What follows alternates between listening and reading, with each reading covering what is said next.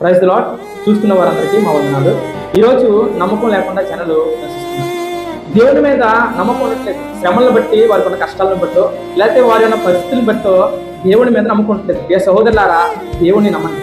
దేవుణ్ణి ఒకసారి ప్రయత్నించండి. ఒక్కసారి మీరు మీ యొక్క ప్రాణంలో ఎవరిని ప్రయత్నించారు నాకు తెలియదు, కానీ ఒక్కసారి దేవుని మీద మీరు నమ్మండి.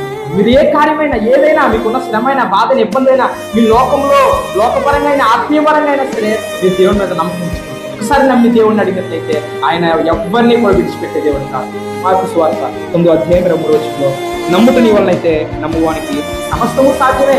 నువ్వు ఒకసారి నమ్మగలిగితే దేవుడు నీ జీవితంలో కార్యం చేయాలని ఆలోచిస్తున్నాడు. ఆయన అనుకుంటున్నాడు, నువ్వు నన్ను నమ్మగలవా, నీ జీవితాన్ని కార్యం చేస్తాను. నువ్వు నన్ను నమ్మగలవా, నీ జీవితాన్ని నేను మారుస్తాను. మూడైపోయిన దాన్ని మళ్ళీ నేను స్కిరప్ప చేస్తాను. ఒక్కసారి నన్ను నమ్ము. ఒక్కసారి నమ్మంటున్నాడు. ప్రియ సహోదరులారా, మీరు ఒక్కసారి దేవుడు జరిగింది.